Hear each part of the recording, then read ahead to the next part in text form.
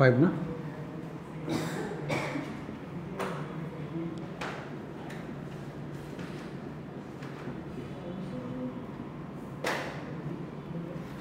TF IDF vectorizer বলার আগে একটা ছোট বলি, সেটা একটা জিনিস হচ্ছে কি যে কাউন্ট ভেক্টরাইজার। কাউন্ট ভেক্টরাইজার হচ্ছে কি এনএলপি বা ন্যাচারাল ল্যাঙ্গুয়েজ প্রসেসিংয়ের একটা টপিক। সেটা হচ্ছে কি যে একটা সেন্টেন্সের মধ্যে কতগুলো ওয়ার্ড আছে সেগুলো আমরা কাউন্ট করি, বা কতগুলো বা সেন্টেন্স কতগুলো আছে সেটা কাউন্ট করি একটা প্যারাগ্রাফের মধ্যে, হচ্ছে কাউন্ট ভেক্টরাইজার। সো ওটাকে ভেক্টর ওয়াইজ করা হয়, সাজানো হয়। সো তো ওইটা আমি দেখাবো। তো তার আগে হচ্ছে কি যে টিএফ আইডিএফ ভেক্টরাইজার। তো টিএফ আইডিএফ ভেক্টরাইজার এর টিএফ মানে হচ্ছে, টিএফ কথাটার মানে হচ্ছে টার্ম ফ্রিকোয়েন্সি।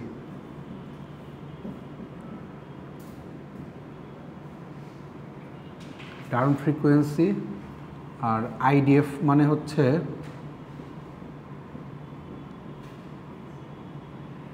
ইনভার্স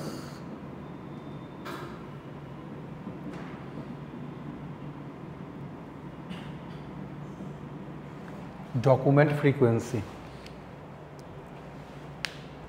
আচ্ছা, সো এগুলা মেনলি কি কাজ করা হয় সেটা হচ্ছে কি ফিচার এক্সট্রাকশন করা হয়। ফিচার এক্সট্রাকশন কথাটার মানে হচ্ছে ফিচার এক্সট্রাকশন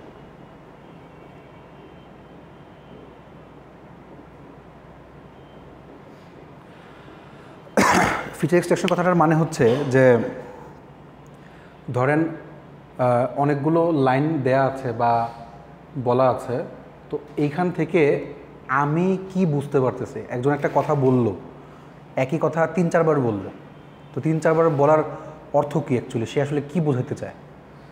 ধরেন একটা ছেলে একটা মেয়েকে কোনো কথা বললো, একটা মেয়ে কোনো একটা ছেলেকে কথা বললো, যাই বলুক, তো ওইটার আসলে অ্যাকচুয়ালি মিনিংটা কী।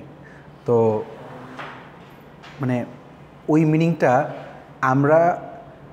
আমি কি বুঝতেছি আর মেশিন কি বুঝতেছে, মেশিনকে আমি কীভাবে বোঝাচ্ছি ন্যাচারাল ল্যাঙ্গুয়েজ প্রসেসিং থ্রুতে। আচ্ছা, সো এটাই হচ্ছে কি ফিচার এক্সট্রাকশন, সহজ ভাষায় বললে। আমি এটা নিয়ে আরেকটু দেবনি। সো আমার এখানে মনে করেন আমি 3টা ডাটা সেট দিই।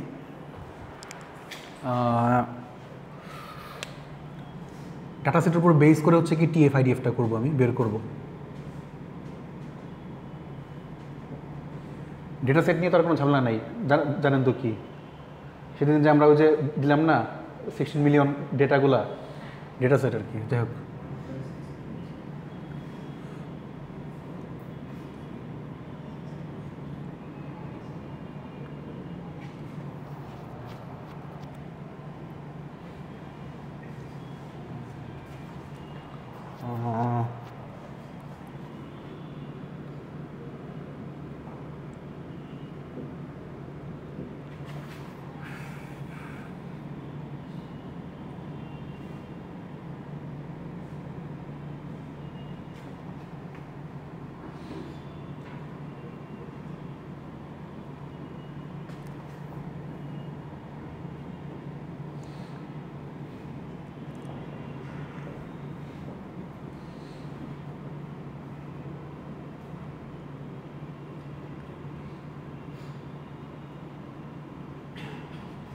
আচ্ছা, সো ডাটা সেটের মধ্যে আমি 3টা সেন্টেন্স দিলাম।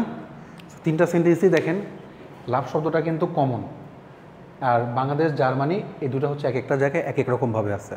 আচ্ছা, যদি টিএফ বের করতে হয় বা টার্ম ফ্রিকোয়েন্সি বের করতে হয়, টার্ম ফ্রিকোয়েন্সি বের করার সূত্র হচ্ছে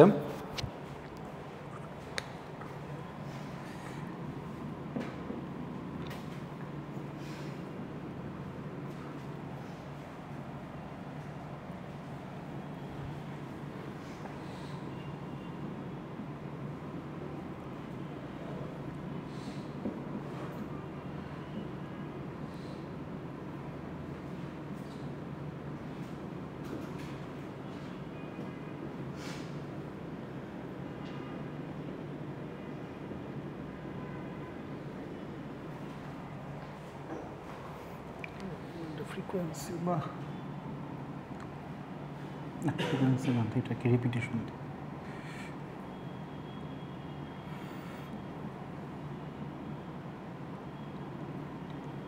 রিপিটেশন মানে কি? রিপিটেশন, ঠিক আছে, বানটা ঠিক আছে না? রিপিটেশন, আচ্ছা, রিপিটেশন, আচ্ছা।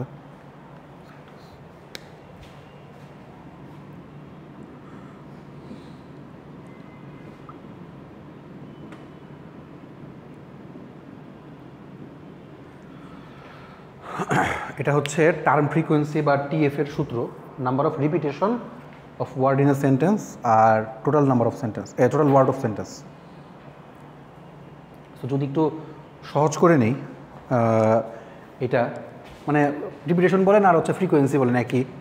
সো যদি এটাকে একটু সহজ করে দেখি তাহলে হচ্ছে কি, এক পাশে ওয়ার্ড নিলাম আর এক পাশে ফ্রিকোয়েন্সি নিলাম, বলেন।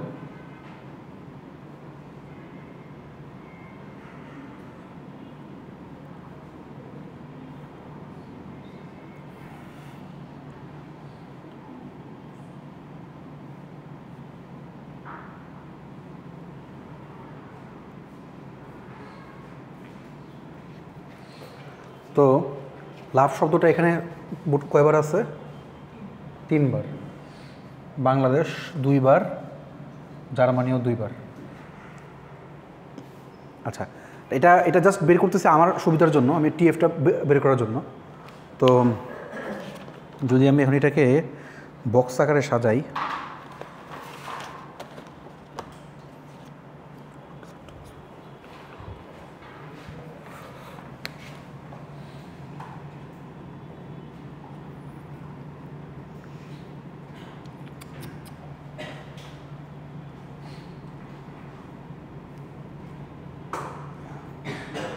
মোছা লাগবে টিএফ আইডিএফ বের করার জন্য। মানে আমরা প্রথমে টিএফ বের করব, তারপরে আইডিএফ বের করব, তারপরে টিএফ আইডিএফ গুণ করলে দুটো একসাথে বের হয়। তো এই জন্য ওটারও বড়ো লাগতো। যাই হোক,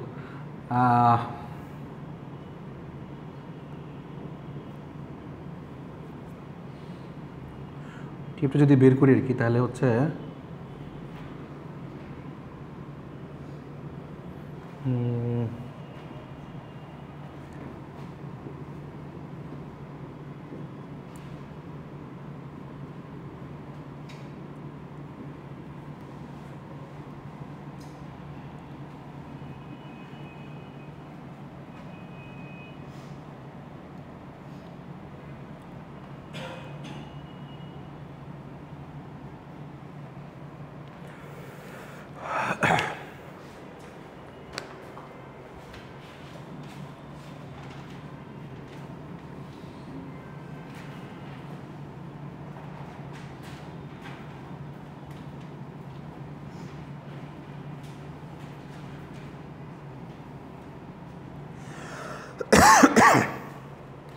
আচ্ছা, number of repetition of word in a sentence আর total word in a sentence. তো সেন্টেন্স 1 যদি খেয়াল করেন, সেন্টেন্স 1-এর মধ্যে নাম্বার অফ রিপিটেশন যদি শুধু লাভ ওয়ার্ডটা বলি তাহলে 1 বার আছে, আর টোটাল ওয়ার্ড হচ্ছে 2 বার। তো sorry, total word in a sentence হচ্ছে 2 বার। ঠিক সেন্টেন্স 2-তে লাভ শব্দটা হচ্ছে 1 বার, আর জার্মানি হচ্ছে মানে টোটাল হচ্ছে 2 বার, 1 3। এরপরে বাংলাদেশ হচ্ছে 1 2, এরপরে 0, এরপরে 1 3। বুঝছেন বিষয়টা? আচ্ছা না, আমি শেষ করে বলি। জার্মানি হচ্ছে 0,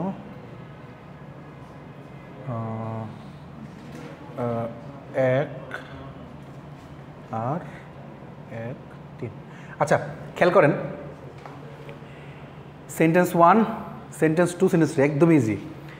লাভ শব্দটা 1 বার আছে, আর টোটাল ওয়ার্ড কয়টা আছে? 2টা। সো তাহলে টোটাল ওয়ার্ড কয়টা, আর তার উপর হচ্ছে রিপিটেশন কয়বার? 1 বারই আছে। মানে শুধু লাভ ওয়ার্ডটাকে চিন্তা করতেছি, 1 বারই আছে। যদি বলতাম লাভ লাভ বাংলাদেশ, তাহলে 2 বার আসতো। সো ভাগ করলে যা আসে আর কি। বুঝছেন বিষয়টা? সো এটা হচ্ছে কি, এটাকে বলা হয় টার্ম ফ্রিকোয়েন্সি। টার্মটা কতবার হচ্ছে আমি নিয়ে কাজ করতেছি।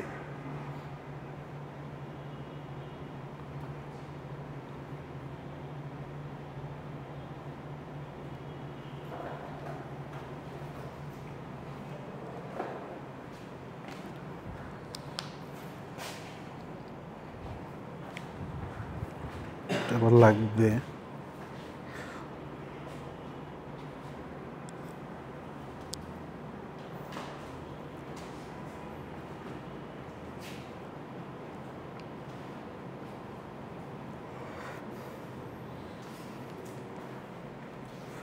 হয়েছে এটা?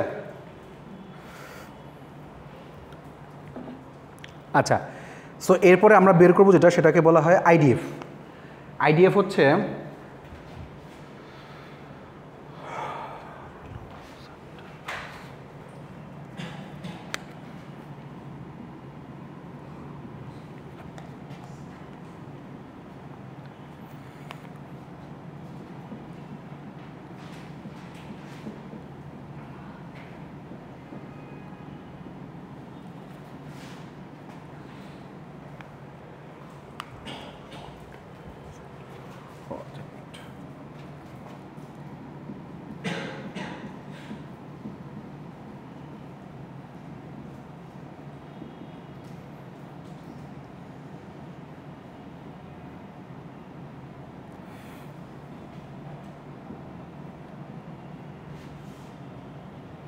লগ, লগ 2 বা 10 যেটা লেখেন না কেন। আচ্ছা, শুধু লগই লিখে রাখি। এটা হচ্ছে আইডিএফ বা inverse document frequency.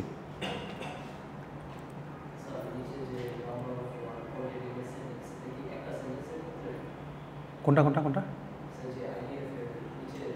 Number of word, মানে নাম্বার অফ ওয়ার্ড একটা সেন্টেন্সের মধ্যে কতবার আসছে ওই ওয়ার্ডটা, ওই একই রকমই টোটাল থেকে।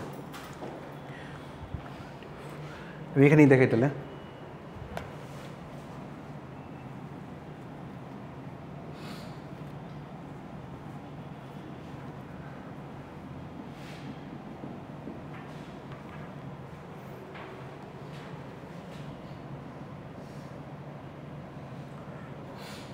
আচ্ছা, টোটাল নাম্বার অফ সেন্টেন্স হচ্ছে কয়টা? 3টা। আর number of word contain in the sentences love কয়বার আছে? 3বার। এদের মধ্যে লগ 1 এর মান হচ্ছে 0।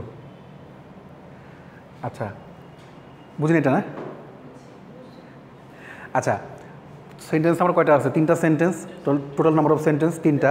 আর বাই হচ্ছে এই ওয়ার্ডটা, লাভ ওয়ার্ডটা সেন্টেন্সগুলোর মধ্যে কয়বার আছে, যে কোনো সেন্টেন্সই থাকুক না কেন। আর যদি 10টা সেন্টেন্স নেই, তার মধ্যে মোট কয়বার আছে লাভ ওয়ার্ডটা, সো সেটা হচ্ছে কি নিচে দিয়ে দিলাম। আচ্ছা, তা আই হোপ পরটা বের করতে পারবেন।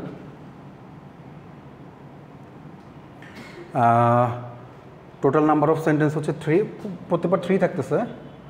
আর বাংলাদেশ হচ্ছে কয়বার? 2বার। 3/2 কত আসে জানি না, বের করে দেখেন। আর এটা মনে হয় 3/2। একটু দেখি কত আসে। 1.5 আসে?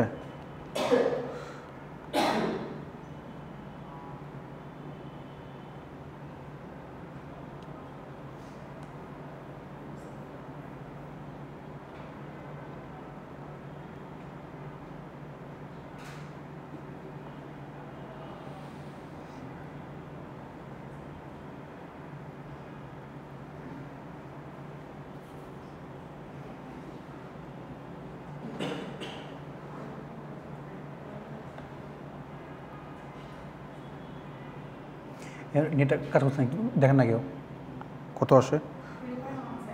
হ্যাঁ,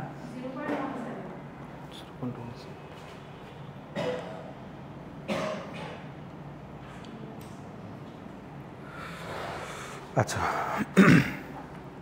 ওকে। তো এই গেল হচ্ছে কি আমার টিএফ আর আইডিএফ, দুইটা পেলাম। এটা হচ্ছে কিন্তু আইডিএফ, হ্যাঁ আইডিএফ। আর এখন যেটা বের করতে হবে সেটা হচ্ছে কি টিএফ আইডিএফ। কি টিএফ আইডিএফ হচ্ছে কি দুইটার গুণ।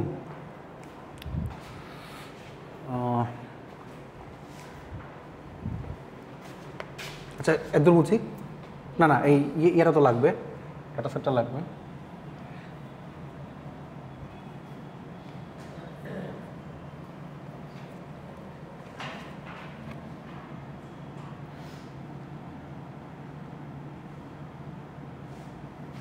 আচ্ছা, এটাকে বাংলাদেশকে বিডি লিখে দিই।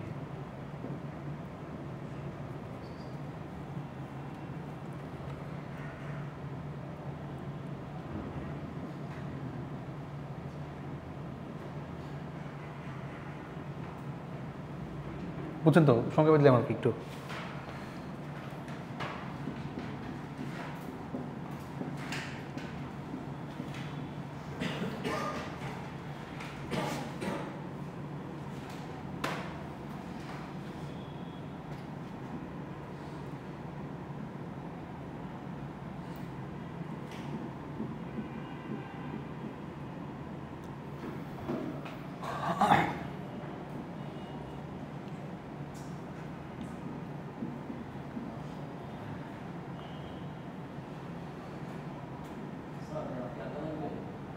হ্যাঁ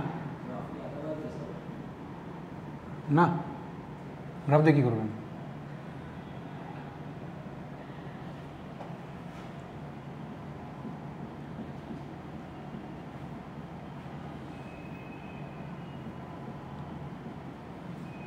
গ্রাফ কোথেকে আসলো? টেবিল।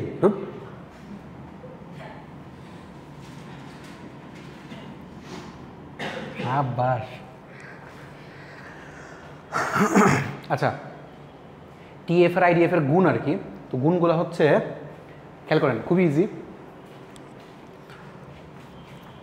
সেন্টেন্স ওয়ান এইভাবে লিখছিলাম, এখন হচ্ছে কি ওই ওয়েতে লিখছে। সো সেন্টেন্স ওয়ানের ক্ষেত্রে লাভের জন্য হাফের সাথে গুণ হবে 0, তাহলে হাফ ইন্টু 0 0। আবার সেন্টেন্স ওয়ানে বাংলাদেশ হাফের সাথে 0.17, বাংলাদেশের সাথে এটা 0.17, হাফ ইন্টু 0.17। তারপরে হচ্ছে, এক মিনিট, ও না না না, এক মিনিট, সবগুলোই দেখি আগে। প্রথমে হচ্ছে কি লাভ, সেন্টেন্স ওয়ানের মধ্যে কতবার আসছে? একবার, আর বাংলাদেশেও আসছে একবার, আর এটাও, হ্যাঁ ঠিক আছে। তাহলে 0 এর সাথে 0.17 কেন আসবে?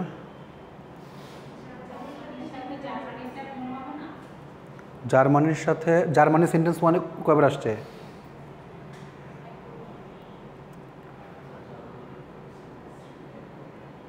জার্মানি কি সেন্টেন্স ওয়ানে আসছে একবারও? তো 0। আচ্ছা, জার্মানি, হ্যাঁ আসলে ঠিক আছে। তাহলে সেন্টেন্স টুতে কী কী হবে বলুন তো? সেন্টেন্স টুতে হচ্ছে হাফের সাথে হাফ ইন্টু 0। তারপরে সেন্টেন্স থ্রিতেও হচ্ছে লাভ 1/3 এর সাথে 0। হ্যাঁ, তারপরে সেন্টেন্স টুতে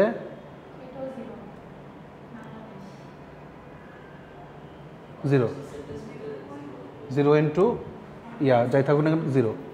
তারপরে সেন্টেন্স থ্রিতে হচ্ছে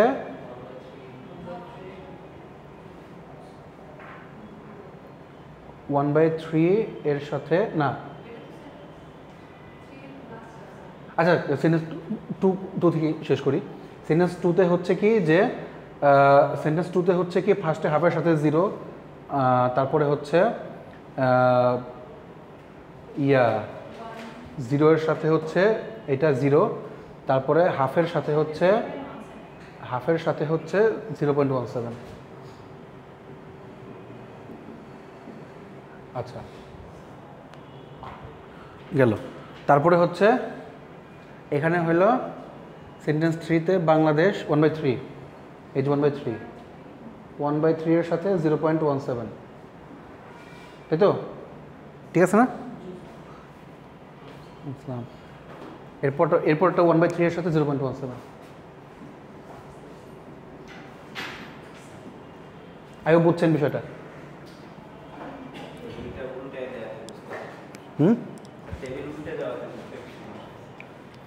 এইভাবে কি করতে ইজি, নাহলে একটু প্যাচ লাগে।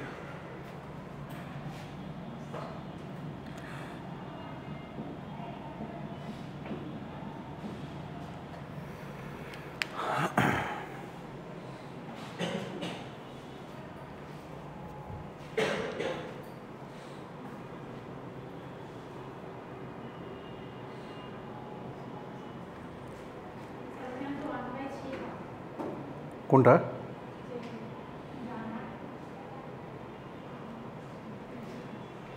জার্মানিতে কোনটাতে 1/3 হবে না? কোনটা 1/3 তো লিখছি। বুঝছেন বিষয়টা?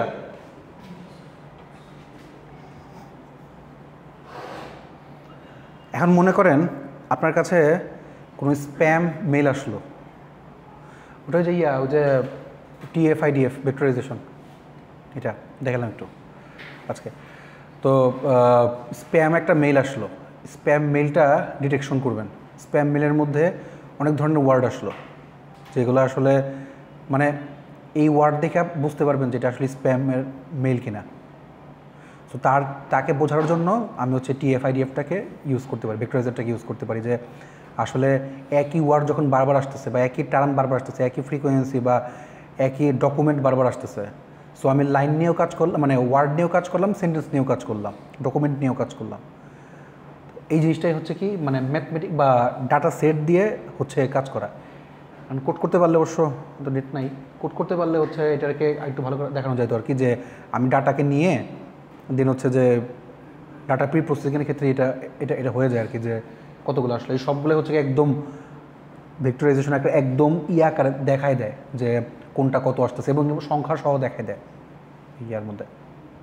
আচ্ছা, সো আই হোপ বুঝতে পারছি।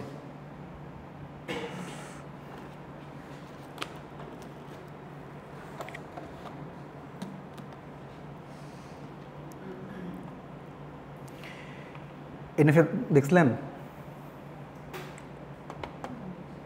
দেখছেন? তাহলে কি এনএফএ করার দরকার আছে এক্সট্রা করে?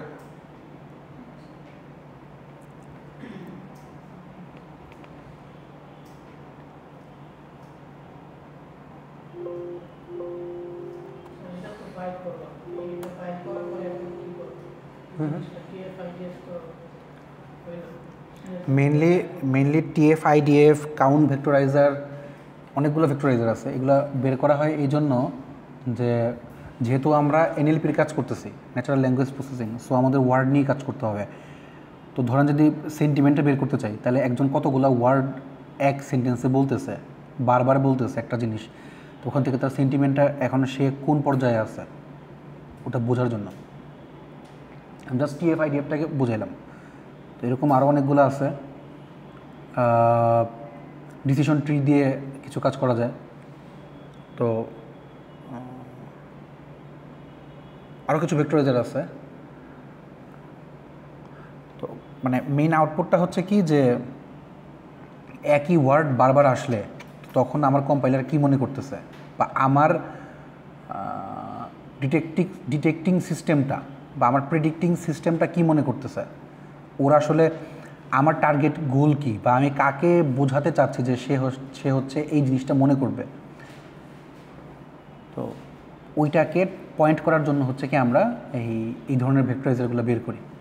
ভেক্টরাইজার কখনো হয় যখন হচ্ছে কি আপনি ওইটার ফুল স্কেলিং বের করতে পারবেন, একদম কত আসতেছে 0 0 1 1 একদম ম্যাট্রিক্স আকারে সবগুলো বের করতে পারবেন, তাহলে হচ্ছে ওইটা ভেক্টরাইজার বের। দেখো এটা তো দেখা গেলাম না।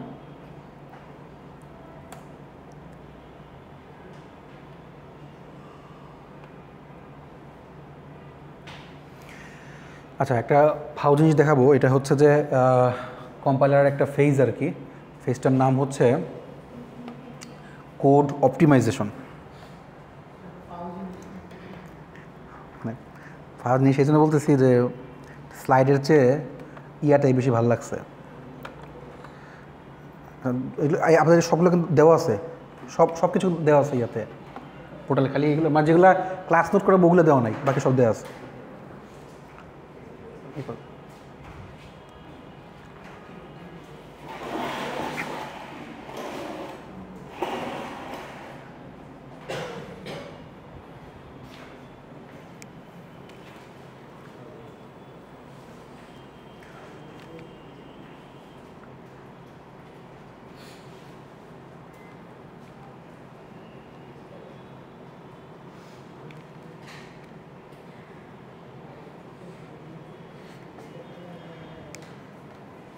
আচ্ছা, কোড অপটিমাইজেশন জিনিসটা কি, সেটা হচ্ছে কি যে আমরা চাই যে কোডটাকে যতটুকু পরিমাণ ছোট করা যায়। আচ্ছা, কোড অপটিমাইজেশন জিনিসটা শেখার আগে এটাকে একটু জিনিসটাকে করে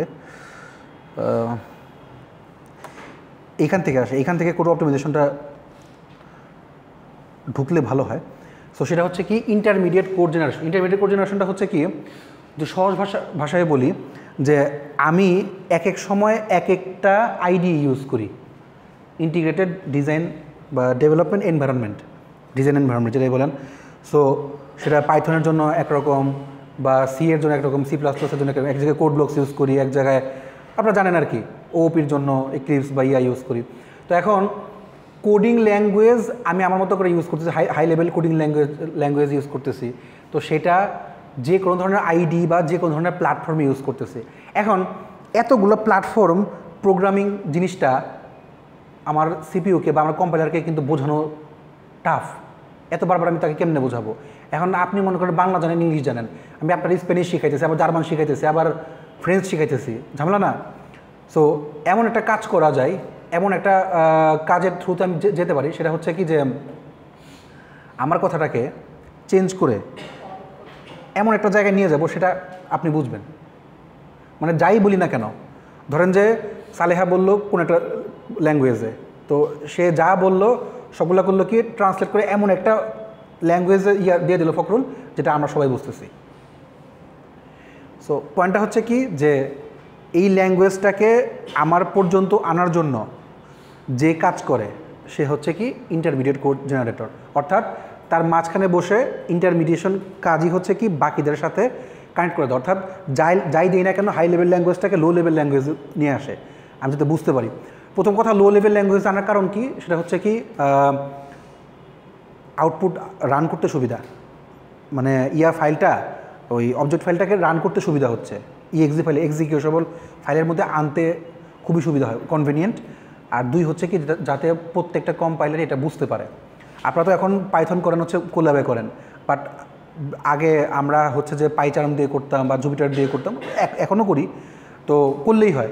বা ডাইরেক্ট পাইথনের আছে, মানে যে কম্পাইলারটা আছে ওখানেও কিন্তু কাজ করা যায়। যাক, a source code can directly be translated into its target machine code, then why at all we need to translate the source code into intermediate code, which is then translated to target code. Let us see the reasons why we need to an intermediate code. So source code যাই করলাম না কেন সেটাকে হচ্ছে কি intermediate code কি করে তার মাধ্যমে একটু ট্রান্সলেট করে তারপর টার্গেট কোডে হচ্ছে পৌঁছায়। সো দেখেন বিষয়টা, if a compiler translate the source language to its target machine language without having the option for generating intermediate code, then for each new machine a full native compiler is required. I hope লাইনটা বুঝতে পারতেছেন যে প্রত্যেকবার যদি আমার target মেশিনের জন্য আলাদা আলাদা করে ল্যাঙ্গুয়েজ বা টার্গেট ল্যাঙ্গুয়েজকে আমার করা লাগে, বুঝাই দিতে হয় যে এইবার ওপির জন্য আমি হচ্ছে সি প্লাস প্লাসকে করতেছি বা জাভাকে করতেছি, বারবার যদি আমি তাকে বুঝাই দিই তাহলে কিন্তু আমার বারবার শিখাইতে হচ্ছে, বারবার মেশিন ল্যাঙ্গুয়েজ লার্নিং করতে হচ্ছে। তো সেটা আমি করবো না।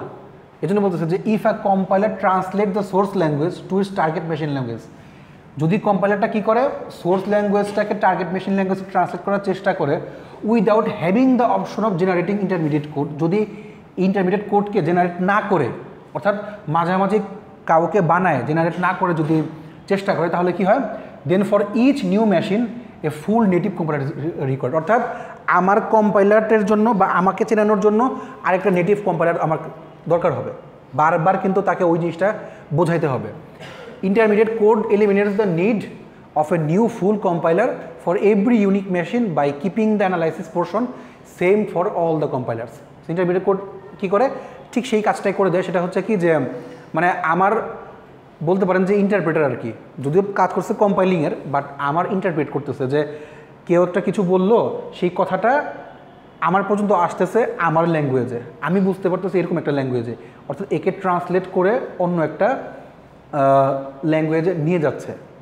সো এই কাজটা করে দিচ্ছে হচ্ছে ইন্টারমিডিয়েট কোড। সো এই জন্য আপনাদেরকে বললাম যে আপনারা শুধুমাত্র আগের সেমিস্টারের কথা খালি শিখছেন যে কোড কেমনে করা লাগে, কোড শিখছেন, কিন্তু কোড অ্যাকচুয়ালি কীভাবে রান করে এটাই কিন্তু আমাদের এই কোর্সের মূল উদ্দেশ্য ছিল। আপনারা প্রথমে দেখছেন পার্সিং কীভাবে করতেছে, তারপরে যদিও লেক্সিক্যালটা এখন শেষ হয় নাই, দেখাবো লেক্সিক্যালটা। তো তো আজকে একটু সময় কম দেখে এটা দেখাচ্ছি।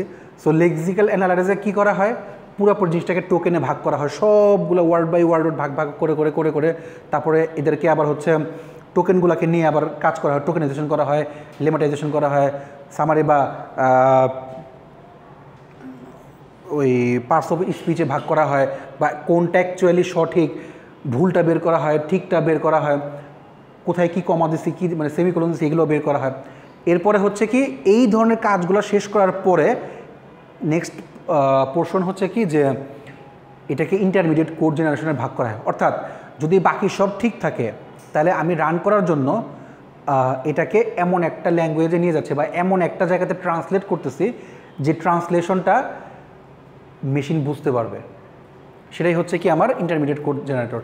So intermediate code eliminates the need of a full compiler, অর্থাৎ বারবার নতুন কম্পাইলার না এনে for every unique machine by keeping the analysis portion same for all the কম্পাইলার্স।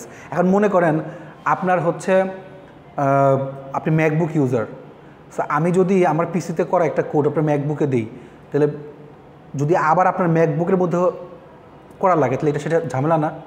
আবার মনে করেন যারা মোবাইল অ্যাপ করছে, এখন মনে করেন মোবাইল অ্যাপটা আমি আমার একটা অ্যাপ তৈরি করার পরে সেই অ্যাপটা আমি আমার সাপোজ শাওমি ফোনে আমি চালাতে পারতেছি। এখন শাওমি ফোনের জায়গায় যদি আমি স্যামসাং ফোন আনি, যদি সেখানে না চলে তাহলে ঝামেলা না? আমি যখন অ্যাপ তৈরি করতেছি আমার অ্যাপটা কিন্তু সব মোবাইলের জন্য চলবে আর কি, আমি এইটা ভেবে তৈরি করতেছি। আইফোন বাদে সব মোবাইল, সব ধরনের অ্যান্ড্রয়েড সেটে আমার এই অ্যাপ্লিকেশনটা চলবে, আমি এইটা ভেবে তৈরি করতেছি। এখন যদি প্রত্যেকটা কোম্পানির জন্য, প্রত্যেকটা মডেলের জন্য আমার আলাদা আলাদা করে তৈরি করা লাগে তাহলে এটা কি ঝামেলা না? সো তার জন্যই হচ্ছে কি এই ইন্টারমিডিয়েট কোড জেনারেটরটা তৈরি করা। আই হোপ আইডিয়াটা দিতে পেরেছি। আচ্ছা, the second part of compiler synthesis is change according to the target machine. So এরপরে হচ্ছে কি প্রথম পার্টে হচ্ছে কি চেঞ্জ করা, সেকেন্ড পার্টে হচ্ছে কি তার মধ্যে সিনথেসিস করে টার্গেট মেশিনে বা আমরা যে আউটপুটটা দেখি সেটাতে আমাদের আউটপুট নিয়ে আসে। It becomes easier to apply the source code modifications to improve code performance by applying code optimization technique on the intermediate code. এখান থেকে বলছিলাম তুমি, এখান থেকে তারপর ওখানে যাই। সেটা হচ্ছে কি যে সোর্স কোড থেকে টার্গেট কোডে যাওয়ানোর জন্য বা নেওয়ার জন্য আগে তো ইন্টারমিডিয়েট কোডে নিয়ে আসি, বাট তারপরেও ইন্টারমিডিয়েট কোডটা আমি যত বড় লিখছি আমি আগে চেষ্টা করি ওটাকে অপটিমাইজ করে ছোটো করার, মানে যেগুলো না হলেই না এরকম করে এনে দেন হচ্ছে কি আমি ওইটাকে ইন্টারমিডিয়েট কোডে নিয়ে যাই। সো এখান থেকে আমরা আসতে পারি যে কোড অপটিমাইজেশন জিনিসটা কি। সো কোড অপটিমাইজেশনে কিন্তু একটা ফেজ, সো লেক্সিক্যাল অ্যানালাইসিস একটা ফেজ, পার্সিং একটা ফেজ, ইন্টারমিডিয়েট কোড জেনারেশন একটা ফেজ, কোড অপটিমাইজেশন একটা ফেজ, রেজিস্টার অ্যালোকেশন, এরকম অনেকগুলো ফেজ আছে, 7-8টা ফেজ আছে একটা কম্পাইলারের মধ্যে একটা কোডকে ফুললি রান করার। আচ্ছা, কোড অপটিমাইজেশনটা কি? সেটা হচ্ছে কি optimization is a program transformation technique which tries to improve the code by making it consume less resources like CPU memory and deliver high speed. বুঝতেই পারতেছেন যে এমনভাবে কোডটাকে ছোট করা যাতে আমার সাপোমরের লাঠিও না ভাঙে, অর্থাৎ আমি ছোটও করতেছি আবার হচ্ছে কি যে অনেক সময় আপনারা দেখেন যারা অনেক আগের থেকে পিসি ইউজ করেন, তো প্রথম দিকে আমরা যখন মুভি নামাইতাম, মানে যারা আমার ক্ষেত্রে বলতেছি আর কি, আমার জেনারেশনে বলতেছি, তো মুভি টুভি নামায় ওইটাকে হচ্ছে আমরা ছোটো করতাম, মানে যেহেতু আমাদের হার্ড ড্রাইভের জায়গা কম ছিল, ধরেন যে 500 মানে টেরাবাইটের তখন দাম বেশি ছিল। আমি যখন ফার্স্ট পিসি কিনি তখন 2005 বা 2006, তো তখন হার্ড ড্রাইভ ওইটা অনেক দাম। তো তখন হচ্ছে কি যে যদি কোনো মুভি টুভি দেখা লাগতো বা যাই দেখি না কেন একটু ছোটো আকারে আনতাম, মানে এখনকার মতন এত high definition high quality HQ আমরা দেখতাম না যতটুকু আর কি। সো অথবা যদি অনেকগুলো মুভি থাকতো সেটাকে একটু ছোটো করে যতটুকু করা যায় ছোটো করা যায়। ছোটো করা বলতে কী বোঝায়, মুভি একই রকম থাকতেছে বা আমার চোখে দেখতে একই রকম লাগে, বাট একটু রেজলিউশনটা কমে গেছে কোনো কারণে।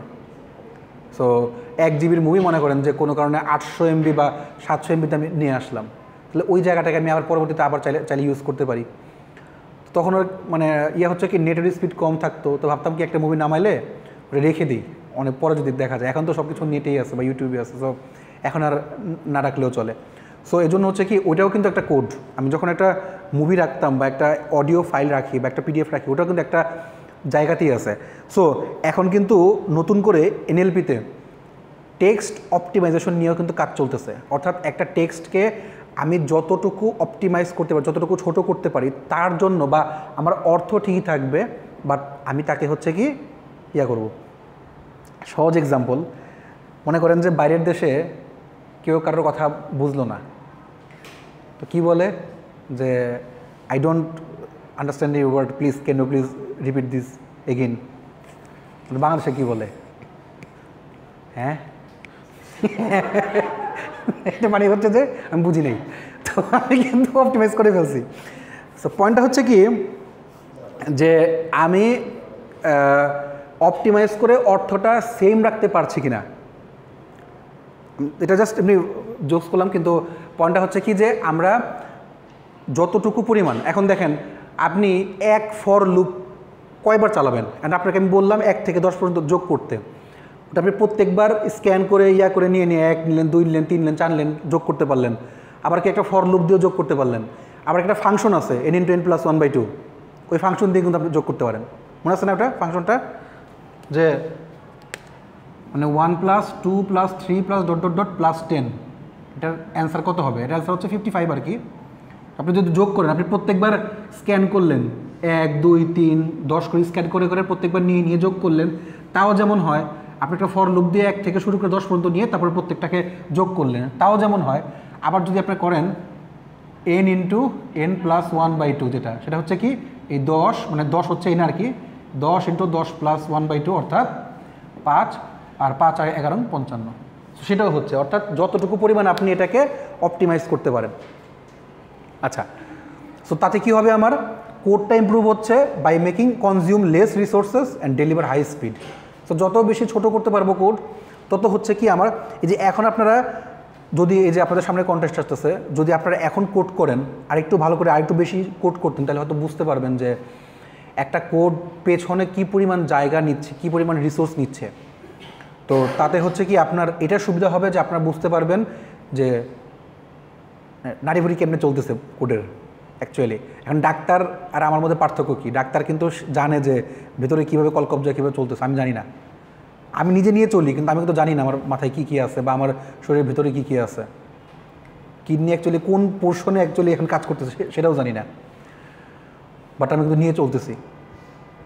সো এটাই হচ্ছে আমাদের পার্থক্য। এখন আমরা জানি যে কীভাবে কম্পিউটার কাজ করতেছে। এখন পরিপূর্ণ কম্পিউটার ইঞ্জিনিয়ার কিন্তু এটাই। এখন বাইরেও কিন্তু একজন কোড লিখতে পারে, বা সেও কিন্তু জানে যে কীভাবে কোড বা HTML CSS করতে হয়। এখন যদি সে নিজের ইঞ্জিনিয়ার দাবি করে, সেটা কি করতে পারবে? পারবে না। জাস্ট ডিপ্লোমা শেষ হয়, আমি খাটো করতেছি না, জাস্ট ডিপ্লোমা শেষ হয়, টাস করে বাম পাশে লেখে ইঞ্জিনিয়ার। তো আদৌ কি সে ইঞ্জিনিয়ার কিনা সে জানে না। কিন্তু কনটেক্সটটা ভিন্ন। প্রথম কথা হচ্ছে কি, ডক্টরের মধ্যে কিন্তু পার্থক্য আছে। একটা হচ্ছে ডাক্তার আগে লাগায়, একটা ডাক্তার পরে লাগায়। বাংলাদেশের ডাক্তার বলতে আমরা মানে বাংলায় ডাক্তার বলতে বুঝি হচ্ছে যে চিকিৎসা করে, গ্রামে হোক শহরে হোক যে চিকিৎসা করে। বাট ডক্টর ওয়ার্ডটা উচ্চারণে বলতেছি, ডক্টর ওয়ার্ডটা শুধুমাত্র যারা PhD হোল্ডার বা ডক্টরেট হোল্ডার তাদেরকে বলা হয়। এখন এই ডক্টর তো চিকিৎসা করে না, ট্রিটমেন্ট করে না। তো আবার এই ডক্টরের মধ্যেও কিন্তু পার্থক্য আছে। একটা ডক্টর হচ্ছে শুধু ডক্টর লেখা, আবার আরেকটা লেখা হচ্ছে যে ডক্টর এই কী বলে আমাদের জারিফ কমা দিয়ে PhD। তো লিখলাম, আচ্ছা সবাই ডক্টর জান, সবাই ডক্টর কমা দিয়ে হচ্ছে PhD। এখন শুধু ডান পাশে PhD লেখা আর পাশে ডক্টর লেখা, দুটো কিন্তু এক না, এটার মধ্যে পার্থক্য আছে। এক PhD হচ্ছে রিসার্চ বেসিসে হয়, আরেকটা PhD হচ্ছে স্ট্রাকচারাল বেসিসে হয়। স্ট্রাকচারাল বেসিস কি? সেটা হচ্ছে কি যে আপনি কোনো কারণে পাস করতে পারতেছেন না, আর পাস হতেছেন আমার দিয়ে পাথারে পড়ে গেছে, নিতে হয় পাথারে, তখন হচ্ছে কি ওই মুখস্থ পড়া 7টা প্রশ্ন দিলাম, কিন্তু 5টা আসবে। তো ওইভাবে হচ্ছে পাস করায়। সো মনে করেন অনেক দিন হয়ে গেছে, 5, 6, 7, 8 বছর হয়ে গেছে, সে এখনও বেরোতে পারতেছে না। PhD তো এরকম তো হয়, বেরোতে পারে না। তো তখন খালি গালাগালি করে, মানে তার জীবনে অনেকগুলো সময় শেষ হয়ে যায় কিন্তু সে বেরোতে পারছে। তখন হচ্ছে কি স্ট্রাকচার লইতে বের করা হয়। এরকম কিছু কিছু ভার্সিটিতেও আছে যে কোনো একটি স্টুডেন্ট 7-8 বছর হয়ে গেছে, পাস করে বের করতে মানে বেরোতে পারতেছে না, তখন হচ্ছে কি তাকে স্ট্রাকচার লইতে পাস করানো হয়। কিন্তু ওইটা কিন্তু অ্যাকচুয়ালি যে পাস বিএসসি এমএসসি ঠিক আছে, বাট পিএইচডি কিন্তু সেটা তাকে ডক্টর বলা যায় না। শুধু পিএইচডি কমাতে পিএইচডি লেখে, কিন্তু সে ডক্টর না। ডক্টর কে, যে হচ্ছে রিসার্চ বেসিসে কাজ করে এবং কোনো একটা আউটপুট বের করে, কোনো একটা পেপার তার নামে পাবলিশ হচ্ছে, কোনো পেটেন্ট হয়েছে তার নামে, সে হচ্ছে ডক্টর। বুঝছেন? দেখ, আচ্ছা, in optimization high level general programming constructs আর replaced by very efficient low level programming codes. So এই জন্য বলতেছিলাম যে অপটিমাইজেশন কোডে মেনলি কী হয়, হাই লেভেল যে প্রোগ্রামিংগুলো আছে, হাই লেভেল যে কোডগুলো আছে, সেই কোডগুলোকে আমরা চেঞ্জ করে লো লেভেলে নিয়ে আসি। এই code optimization process must follow the 3 rules given below. আপনাদের প্রথম দিকে একদম ফার্স্ট স্লাইডে 3 অ্যাড্রেস কোড ছিল, দেখছিলেন? এখন আপনারা সেটাতে যাবেন। আচ্ছা, the output code must not in any way change the meaning of the program. যেটা ফার্স্ট কথাই বলছি যে আমি যে কোডটা নিয়েছি সেটাকে অপটিমাইজ করে যেন এরকম না হয় যে আমার অর্থটাই চেঞ্জ হয়ে গেছে, মিনিংটাই চেঞ্জ হয়ে গেছে, কোডটাই চেঞ্জ হয়ে গেছে, এরকম যেন না হয়। এটা হচ্ছে ফার্স্ট কথা। 2 হচ্ছে optimization should increase the speed of the program and if possible the program should demand less number of resources. So optimization should increase the speed of the program. আমি অপটিমাইজেশন করতে গিয়ে যদি আমার কোড বড় করে ফেলি, তা না করে এমনভাবে কাজটা করতে হবে যাতে হচ্ছে কি যে আমার কোডটার স্পিড যাতে ঠিক থাকে, অর্থাৎ আমার যদি স্পিডটা না কমে 1, আর 2 হচ্ছে কি আমার রিসোর্সও যাতে কম লাগে, তো কম রিসোর্সে আমি কাজটা করতে পারি। যেমন যে আমি এটা কথা বললাম, এটা কিন্তু আমার রিসোর্স কম লাগছে, জাস্ট একটা ফাংশন আমি ইউজ করতেছি, এই ফাংশনে কিন্তু আমার কমপ্লেক্সিটি কম। প্রত্যেকবারই কিন্তু আমি যে একটা ফর লুপ চালাতাম, আমার এখান থেকে 10 দিলাম, এখন 10-এর জায়গায় যদি আমি আরও n দিই, তাহলে বিগ অফ n আসলো, যত বাড়াবো n আসবে। আমি যদি আবার এখানে n না দিয়ে n স্কোয়ার দিই, মানে 1 স্কোয়ার 2 স্কোয়ার 3 স্কোয়ার, আপনারা করছেন না ইয়াতে সমান্তর ধারা গুণোত্তর ধারা, সো 1 স্কোয়ার 2 স্কোয়ার 3 স্কোয়ার দিলাম, তখন হচ্ছে একটা বিগ অফ n স্কোয়ার আসলো, n কিউব আসলো, পলিনোমিয়াল এক্সপোনেনশিয়াল আসলো, কিন্তু এটাতে কিন্তু ফিক্সডই আসতেছে, অর্থাৎ বিগ অফ 1 কমপ্লেক্সিটি। অর্থাৎ আমি কিন্তু রিসোর্স বলতে কিন্তু এটা বোঝাতেছি না যে আমার মেমোরির মধ্যে কি, আমরা কিন্তু এটা স্পেস কমপ্লেক্সিটিতে বোঝাই। গেল।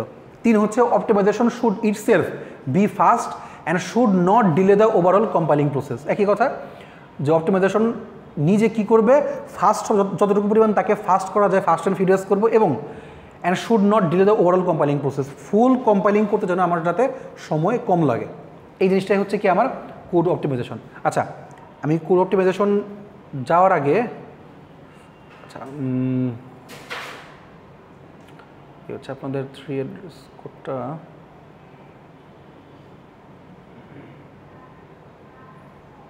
আচ্ছা তার আগে ইয়াতেই যাই, ইন্টারমিডিয়েটটা শেষ করে আসি তাহলে।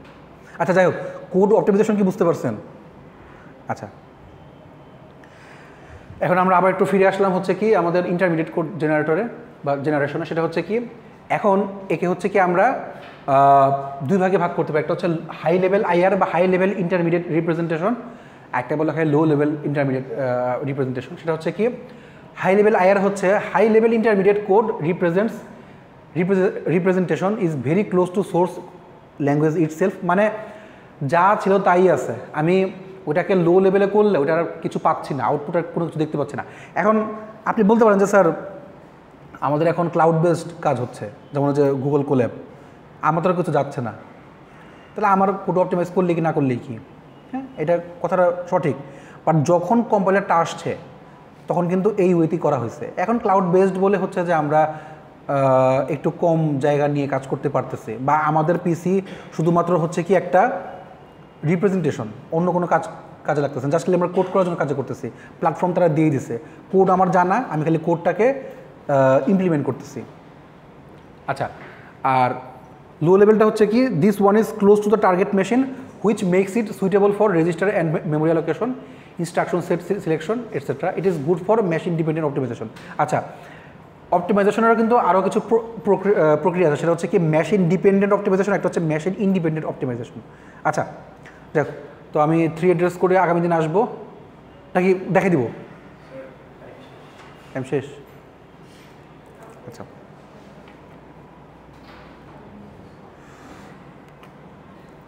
আপনারা একটু দেখে নিন বাসায়, আমি দিয়ে দিছি, সবগুলাই দেয়া আছে।